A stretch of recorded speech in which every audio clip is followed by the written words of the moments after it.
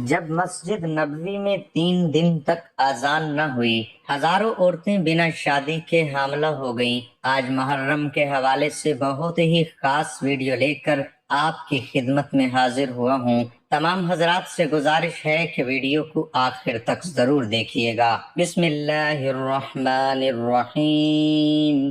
ناظرین، حسن و حسین کے بارے میں رسول اللہ صلی اللہ علیہ وآلہ وسلم نے دعا فرمائی، اے اللہ، جو ان سے پیار کرے تو بھی ان سے پیار کر، اور جو ان سے بغض رکھے تو بھی ان سے بغض رکھ۔ ایک دن صبح کو نبی صلی اللہ علیہ وآلہ وسلم باہر تشریف لائے اور آپ کے جسم مبارک پر اونٹ کے کھجاؤ جیسی دھاریوں والی ایک اونی چادر تھی، تو حسن بن علی رضی اللہ عنہما تشریف لائے۔ آپ نے انہیں چادر میں داخل کر لیا۔ پھر حسین رضی اللہ عنہ تشریف لائے، وہ چادر کے اندر داخل ہو گئے۔ پھر فاطمہ رضی اللہ عنہ تشریف لائیں تو انہیں آپ نے چادر کے اندر داخل کر لیا۔ پھر علی رضی اللہ عنہ تشریف لائے تو انہیں بھی آپ نے چادر کے اندر داخل کر لیا۔ محترم ناظرین، بدقسمتی سے کچھ دشمنان اہل بیت کلمہ گو ہونے کے باوجود یہ غلط فہمی پیدا کرنے کی کوشش کرتی ہیں کہ حضرت سیدنا امام حسین نے اقتدار کے اصول یا عظمت و بڑھائی کے لالچ میں یزید کی بیعت نہیں کی، بلکہ اس سے جنگ کی اور شہید ہو گئے۔ شیر خدا حضرت علی کی شہادت کے بعد 6 ماہ تک خلافت کے امور شہزادہ حضرت حسن کے پاس رہے، لیکن پھر حضور اکرم کی حدیث کے مطابق کہ میرا بیٹا حسن سردار ہے جو 2 گروہوں میں صلح کروائے گا اور خون ریزی روکے گا، تحریک گواہ ہے کہ کیسے اہل بیت نے صلح صفائی سے اقتدار کو اپنے گھرانے سے منتقل کیا۔ جہاں تک سوال عزت و آبرو اور جاہ و جلال کا ہے تو بلا نبی پاک سے جو تعلق اور جو نسبت حضرت امام حسین کی تھی، کیا اس سے بھی زیادہ کوئی عزت کی بات ہو سکتی ہے؟ کسی کے لیے بے شمار احادیث موجود ہیں کہ اہل بیت کی پاکی اور عظمت بہت زیادہ ہے، لیکن جہاں ہمارا موضوع یہ ہے کہ آخر کربلا کا اتنا بڑا واقعہ کیوں رونما ہوا، اس واقعے کی بڑی وجہ یہ تھی کہ یزیدیوں کا فسق و فجور اور رقص و سرور گلشن اسلام کو اجاڑنے پر تل چکا تھا، لیکن یہ نواسہ رسول، جگر گوشہ بطول اور شیر خدا کے شیر حضرت سیدنا امام حسین کے لیے ناممکن تھا کہ وہ یزید جیسے ظالم، مضل، فاسق و فاجر اور ننگ انسانیت کی بیعت قبول کر لیتے اور اسلام میں مورسی بادشاہت کا نظام قائم ہو جاتا۔ اور رہی بات واقعہ کربلا کو جنگ کا نام دینے کی، تو کیا آپ بتا سکتے ہیں کہ کون سے ایسے جنگجو ہیں جو اپنے معصوم بچوں اور عورتوں کو لے کر میدان میں اترتے ہیں؟ اصل میں یہ عزیمت کا مظاہرہ تھا جو بے سر و سامانی کے باوجود فسق و فجور اور باطل کے سامنے ڈٹ گئے۔ ویسے تو یزید کے کرتوتوں سے تاریخ اسلام کے کئی صفحات سیاہ ہیں، لیکن ان میں سے 3 حد درجہ قابل مذمت اور اس کے لعین ہونے پر شاہد عادل ہیں۔ یزید کے 3 ایسے برے کام ہیں جسے تاریخ اسلامی میں رہتی دنیا تک یاد رکھا جائے گا اور نہ یہ کبھی معاف کیا جا سکے گا۔ سب سے پہلا اور بڑا سیاہ کارنامہ جو یزید نے انجام دیا وہ اہل بیت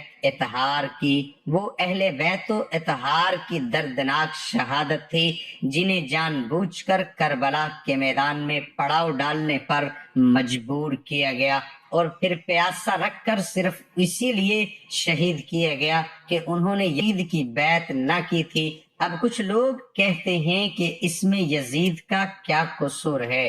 شہید کرنے کے لیے خط تو کوفہ کے گورنر عبید اللہ ابن زیاد نے لکھے تھے، اے عمر بن سعد، اگر حسین بیعت کر لیں تو انہیں کوفہ بھیج دو، اور اگر بیعت نہ کریں تو ان سے جنگ کرو۔ اب لوگ کہتے ہیں کہ حکم دینے والا ابن زیاد تھا اور عمل کرنے والا عمر بن سعد اور شمر تھے، لیکن یہ سوچئے کہ وہ عمل کس بات پر کر رہے تھے۔ جب یزید کو خبر ملی کہ امام حسین مدینہ سے کوفہ جا رہے ہیں تو کیوں صحابی رسول کو بدل کر یزید نے عبید اللہ ابن زیاد جیسا سفاک شخص کوفہ میں گورنر لگایا؟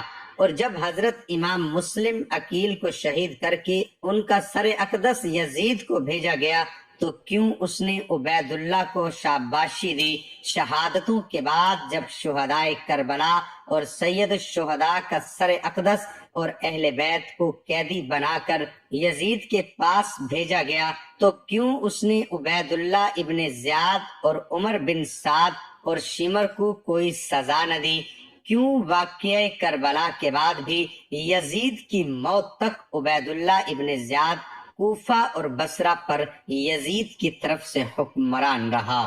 صحیح بخاری کی حدیث نمبر 3748 اور جامعہ ترمذی کی حدیث نمبر 3768 میں ہے کہ جب حضرت حسین کا سر مبارک ابن زیاد کو پیش کیا گیا تو اس نے چھڑی سے ان کے دانت مبارک پر ضرب لگائی اور نازیبا الفاظ کہے۔ ایسے واقعات کے باوجود بھی ابن زیاد جیسا شخص اپنی مسند پر براجمان رکھنے کی وجہ یزید کے پاس آخر کیا تھی؟ یہ ساری باتیں اس بات کا منہ بولتا ثبوت ہیں کہ یزید کی سرپرستی میں ہی واقعہ کربلا پیش آیا۔ جیسا کہ صحیح بخاری حدیث نمبر 3110 اور مسلم کی 6309 میں حضرت امام سجاد زین العابدین فرماتے ہیں، جب میں اپنے والد کی شہادت کے بعد یزید کے دربار سے مدینہ پہنچا تو صحابی مسوران مخرمہ میرے پاس آئے اور کہا کہ آپ کے پاس جو رسول اللہ صلی اللہ علیہ وآلہ وسلم کی تلوار ہے، جو کہ رسول اللہ کے بعد حضرت علی پھر حضرت حسن اور حسین کے بعد آپ تک پہنچی ہے، وہ مجھے عنایت فرما دیں۔ مجھے ڈر ہے کہ بنو امیہ والے اس تلوار کو آپ سے، لیکن میں نے کہا جب تک میری جان میں جان ہے اللہ کی قسم اس تلوار کی حفاظت کروں گا۔ یزید کا دوسرا سیاہ کارنامہ یہ ہے کہ اس کی فوج نے مدینہ پر حملہ کر کے وہاں بے پناہ ظلم ڈھائے۔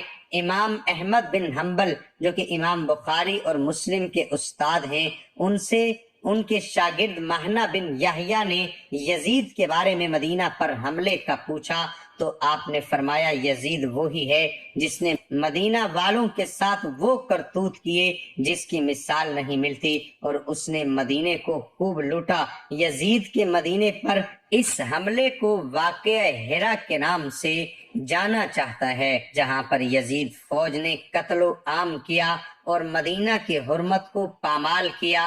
اسلامی تاریخ کا یہ سانحہ یزید کی حکومت میں سن 63 ہجری میں پیش آیا۔ واقعہ کربلا کے بعد جب اہل مدینہ نے یزید کی بیعت ختم کی اور اس سے الگ ہوئے تو اس نے اہل مدینہ پر فوج کشی کی اور ہرا کے مقام پر اس فوج نے اپنے ڈیرے ڈال لیے۔ اس وجہ سے اس کو واقعہ ہرا کہا جاتا ہے، اور اسی واقعے میں صحابہ کرام کو بھی نہ بخشا گیا۔ کئی دن لوٹ مار اور قتل عام جاری رہا، یہاں تک کہ تمام لوگ اپنے گھروں میں پناہ گزین ہوئے۔ بہت سے صحابہ کو شہید کیا گیا، اور اس وقت مسجد نبوی میں حضرت سعد بن مسیب جن کا شمار کبار تابعین میں ہوتا ہے موجود تھے۔ جب نماز کا وقت ہوتا تو روضہ رسول سے آذان کی آواز شروع ہو جاتی۔ حضرت سعید بن المسیب فرماتے ہیں کہ جب نماز کا وقت ہوتا میں قبر شریف سے آذان کی آواز سنتا، پھر اقامت میں کہتا اور میں اسی اقامت سے نماز پڑھتا، اور ان دنوں مسجد نبوی میں میرے سوا کوئی نہیں ہوتا تھا۔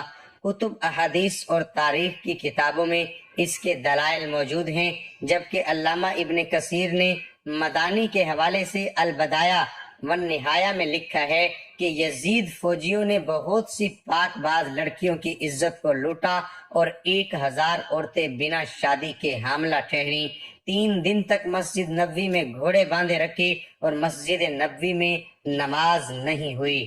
صحیح مسلم میں 3319، 3323 اور 3339 سے لے کر 3333 تک یہ 15-20 احادیث جن کا لب لباب یہ ہے کہ رسول اللہ صلی اللہ علیہ وسلم نے فرمایا، جس نے اہل مدینہ کو ڈرایا، اہل مدینہ کو دھمکایا یا مدینہ والوں پر ظلم کیا تو اس پر اللہ کی لعنت، اللہ کے فرشتوں کی لعنت اور تمام لعنت کرنے والوں کی لعنت۔ آج یزید کا تیسرا گھناؤنا کام مکہ شریف پر حملہ کرنا تھا۔ مدینہ سے فارغ ہونے کے بعد یزید پلید کے حکم سے اس کی فوج مکہ مکرمہ کی طرف بڑھنے لگی، جو حرم کعبہ کا محاصرہ کیا گیا اور خانہ کعبہ شریف پر منجنیق کی مدد سے پتھراؤ کیا گیا۔